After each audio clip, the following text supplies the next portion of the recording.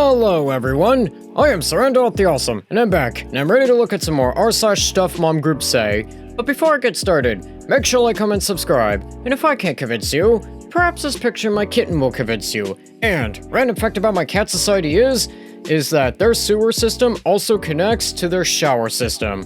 So yes, people take showers with sewer water. Without further ado, let's get into this. So this first post here says, how can I have my wife unadopt the child she has raised since birth so we can play house with just my kids? And OP goes on to say, poster deleted or blocked me after getting some heat, but what the actual F? Child was born to an addict mother, one of the adoptive parents dies, now they're in a blended family and acting out, and the new stepmom wants to get rid of him? Oh, this should be interesting. Anyways, this person here says, very sad situation. We are a same-as family and my wife adopted her previous wife's nephew at birth. Bio mom was a rug addict, previous wife OD'd and passed away and their marriage was not healthy. Fast forward, the child they adopted is currently 8 years old and has never accepted us in his family or us as a family. He constantly hits and chokes my children, rude, and does everything he can to hinder our relationship. He's in therapy, it doesn't work. Well, he's 8, and considering what you told me, I'm going to say he's been through a lot, so it might take a while before therapy, starts to work. Anyways, this person goes on to say, I'm over it, and want out ASAP to protect my children, but it breaks my heart because my children love my wife, and I'm completely in love with her. My question is, with him being 8 years old, where can we send him, and what can we do? We live in this place here, none of the family wants him either. Can she unadopt him? I am not willing to make things work at this point as long as he's still in the picture, due to all the damage, etc. he has caused to my children and myself. Okay. I'm gonna give this here, probably a 45 out of 50. Because there's no way you can phrase that without making yourself sound extremely heartless. And I think a very good suggestion for this person would be I don't know, either you take your children and have them go live with I don't know, your parents or aunts or uncles or siblings or cousins if they'd be willing to take them in.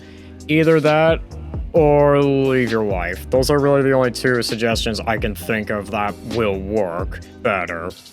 And this next post here says, the dentist praised me. And this person here says, I have to share what happened to me yesterday. We took my 7-year-old to the dentist. It was his first successful visit and I was beyond nervous. I was explaining to the dentist that there has been multiple failed attempts in the past and that he has sensory processing issues and to please be gentle and go super slow. He wasn't very familiar with sensory processing, put his tools down, and said, I have to ask. And then he made a shot motion in his arm. Has he had all of his vaccines? I ask because I read and research a lot, and these vaccines are really destroying these kids. Autism, allergies, behavior issues, cancer, mind control. I told him my kids are 100% unjabbed, and he praised me and thanked me for doing my research and being an advocate for my children. Yes, I am 100% certain he definitely said that, and that this is definitely not fake. Anyways, this person goes on to say, this was totally a mainstream dentist. It made me feel so good that so many people are waking up. Why does this sound super duper duper fake? I'm gonna probably give this more of a, yeah, I doubt this happened out of 50, cause, yeah, this definitely did not happen at all. And also, I really am just half expecting for this person to go on to say, and then everybody clapped. Anyways, this next post here says, I am not an evil stepmother, I'm just hormonal. And OP goes on to say, also, does this kid's mom not have to give him a room because he's only with her half of the time? And this person here says, My husband has a 12-year-old son, and we have a daughter together. We are expecting our second child together. We live in a 3-bedroom home, and I am feeling a bit upset at the fact that my second child will not have a room of their own. My stepson only lives with us half of the time, hence his bedroom is only used when he is with us. Is it wrong of me to feel like we shouldn't have a bedroom set up for him and give the room up for my second child? Okay, to be honest, this sounds like something you should probably talk to your husband about, and maybe talk to your stepson about, if I'm being perfectly honest. Anyways, this person goes on to say, Why should we have a whole bedroom set up for him if he's only using it part-time? Please be kind. I am looking for advice from both perspectives. Thank you all.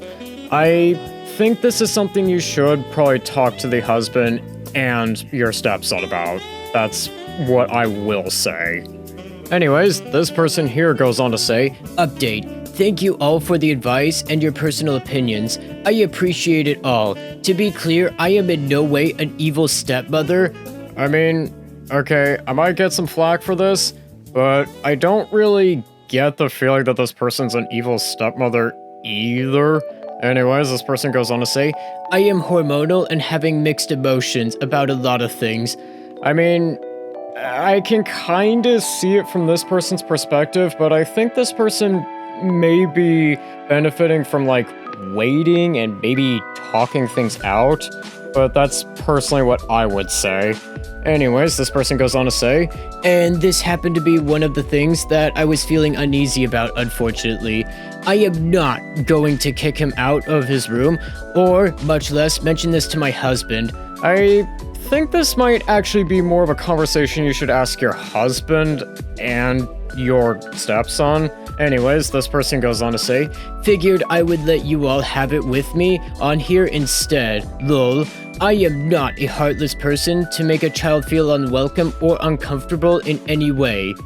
Okay, I'm gonna probably get some flack for this, but I'm gonna give this person like a 35 out of 50. I do see where this person is coming from, but I feel like this should be a conversation that she should have with her husband and stepson, and not random strangers on the internet, but that's personally what I would say. And also, I think maybe probably waiting to see if it's a boy or a girl could maybe help. If it's a girl, well, then the daughter can share a room with it. And if it's a boy, then maybe both the stepson and your future child can share a room. That's personally what I would say. And this next post here says, this whole unschool thing is definitely working. And this person here says, When will my child magically learn to read? Has anyone unschooled a child who organically learned to read and write on their own, like a child who naturally teaches themselves how to stand and walk? And at what age did this happen? Please, my child is 8.5, and I recently went to a homeschool event where a reading tutor expressed her disappointment that I missed the window, and now my child will struggle. well, maybe, I don't know, put them in a school system where they actually have a plan that has actually been proven to maybe work a lot better than your plan. Anyways, this person goes on to say, I was under the impression that my child would naturally learn as her desire grew, as with all things in this human life, but would love some anecdotes to support us in this unschooled journey. Thanks. well, it's almost like unschooling actually doesn't work. And I'm gonna probably give this person, like, probably a special out of 50. You are actively ruining your child's life with your stupidity, if I'm being perfectly honest here. And I think with that, that's gonna do it for today. Don't forget to like, comment, subscribe, and I'll see you in the next one.